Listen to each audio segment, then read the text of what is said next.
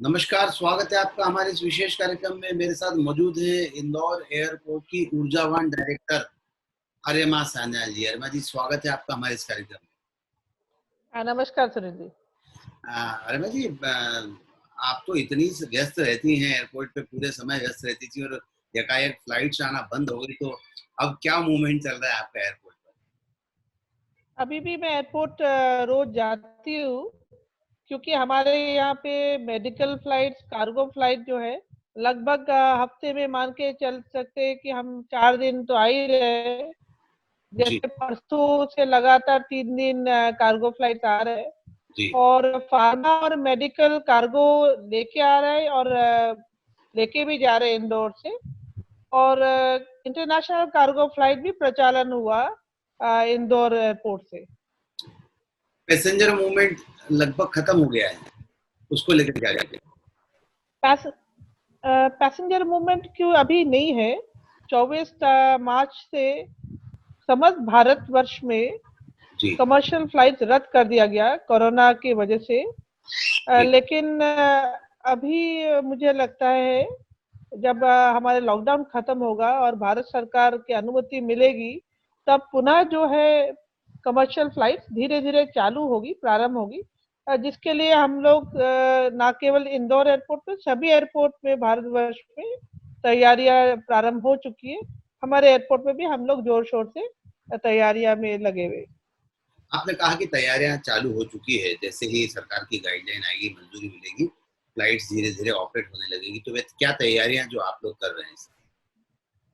सबसे जो इम्पोर्टेंट बात यह है कि सोशल डिस्टेंसिंग का नॉर्म्स भारत सरकार के मानक के हिसाब से 1 मीटर टू 1.5 मीटर जो दूरी हर एक व्यक्ति से ये दूरी बना के रखने के लिए मार्किंग, जो सिटी साइड में जब आप विमानतल में प्रवेश करेंगे, वहां पे ये सोशल डिस्टेंसिंग का आपको मार्किंग दिखेगी।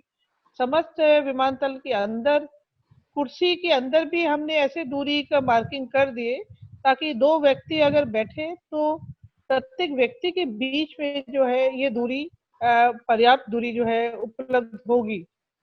इसके साथ साथ जो है हम लोग जैसे प्रवेश करेंगे यात्री, तो उसका जो चेकिंग होते, जो हमारे सुरक्षा कर्मी चेकिंग करते हैं, उनको कोई संक्रमण ना हो, उसके लिए भी हम लोग एक तैयारी करेंगे, जहां एक सेपरेटर उपलब्ध होगा उस सुरक्षा कर्मी को, कि उसको एक प्रोटेक्टेड रहते हुए लोगों की टिकट जांच करा पाएगा। और हम अनुरोध करेंगे यात्री से, जब प्रचालन चालू होगी तो अपने boarding card web check in करके वो प्रिंट आउट लेकर आए, क्योंकि जितना यात्री कांटेक्ट लेस, अर्थात किसी चीज को ना छूते हुए यात्रा करेंगे, वो यात्री के लिए बेहतर होगा, संरक्षित होगा। और अंदर जैसे प्रवेश किया करेंगे, तो हम एक प्रोफार्मा भी उम्मीद करेंगे कि वो भर के दे, कि कहीं उनको एक माह पूर्व कहीं कोरोना का संक्रमण पॉजिटिव नेगेटिव जो भी उनकी पता, मोबाइल नंबर, भारत सरकार की अनुमोदित अगर कोई प्रोफार्मा होगा, अभी तक हम एक क्लैरिटी हमारे पास आ जाएगा जल्द। तो मैं आशा करती हूँ कि कुछ डिटेल्स अगर हमारे पास उपलब्ध होगा, तो भविष्य में अगर कोई संक्रमण कहीं उपलब्ध होता है, तो हम उसको ट्रेस करने के लिए आसानी रहेगा। और साथ ही साथ जो है, ये माना जाता है कि एक चेक इन बैगेज अलाउ होगा शुरू शुरू में। तो वो एक चेक इन बैगेज लेके वो चेक इन करते हुए, न्यूनतम सामान लेते हुए यात्रा वो करेंगे। हर एक जहाँ पे, हर एक जगह पे, जैसे मान लीजिए हम लोग एक foot operated touch free sanitizer उपलब्ध कराएंगे यात्रियों को, ताकि यात्री जो है सैनिटाइज कर सके अपने हाथ को।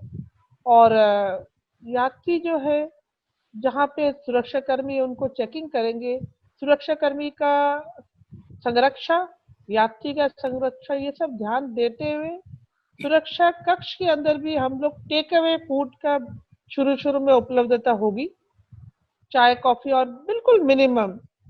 हम नहीं चाहेंगे कि बहुत ज्यादा वाणिज्यिक तौर पे जितनी दुकान इंदौर एयरपोर्ट पे पहले था, वो शुरू में हम नहीं करेंगे। धीरे धीरे जब हम कॉन्फिडेंस बढ़ेगी कि हम लोग सही सुविधा दे पा रहे, धीरे धीरे हम ऐड ऑन करते जाएंगे। आपने कहा कि आप सुरक्षा आदि में लगे अधिकारियों के साथ साथ यात्रियों की सुरक्षा को लेकर भी काफी चिंतित और उसके लिए प्रयास भी कर रहे हैं। एविएशन इंडस्ट्री इस समय मुझे लगता है कि बुरे दौर से गुजर रही है बिल्कुल। और इस समय जो नॉर्म्स नए आए हैं उसके लिहाज से निश्चित तौर पर फ्लाइट की कैपेसिटी को कम किया जाएगा। क्या कहते हैं इसको लेकर? ये जब तक भारत सरकार की अनुमोदित कोई नियम या डायरेक्शन नहीं प्राप्त होता है तो मैं इसके ऊपर टिप्पणी नहीं कर पाऊंगी, लेकिन मैं आशा करती हूँ कि 180 इंडिगो का जो फ्लाइट एयरबस जाते हैं तो उसका सीटिंग कैपेसिटी 180 का होते तो निश्चित रूप से 180 नहीं होंगे, ऐसे मेरा विश्वास है। लेकिन अभी भी हम लोग प्रतीक्षा कर रहे हैं कि एक नियम जो है हमारे पास उपलब्ध हो जाएंगे। मैं आशा करती हूँ आने वाले 7 दिन के अंदर क्लैरिटी इन सभी बातों के अंदर आ जाएगा। अब यात्रियों को जो 1 घंटे पहले 1.5 घंटे पहले रिपोर्ट करना पड़ता था, क्या लगता है आपको वो समय अब ज्यादा लगेगा? ये हम एयरलाइंस को अनुरोध कर रहे हैं कि डोमेस्टिक फ्लाइट में 2 घंटा पूर्व जो है आपके टिकट के पीछे होता है कि इंसान को, यात्री को हवाई अड्डा पे आने के लिए सलाह दिया जाता है।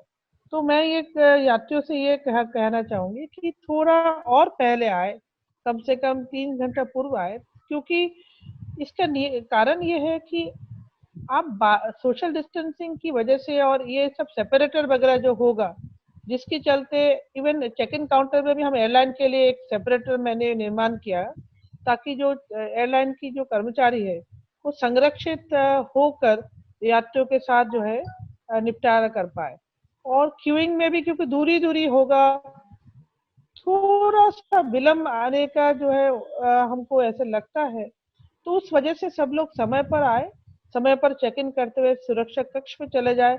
एरो ब्रिज के अंदर भी जब आप प्रवेश करोगे तो सभी जगह हमने सोशल डिस्टेंसिंग का मार्किंग्स किए हुए, इंक्लूडिंग वॉशरूम, वॉशरूम यूरिनल वगैरह में भी, क्योंकि यूरिनल बाजू बाजू है तो हम एक एडवाइस जरूर यात्रियों को वहाँ वॉशरूम के अंदर भी किए हैं कि आप एक वॉश यूरिनल छोड़ के एक यूरिनल यूज करें।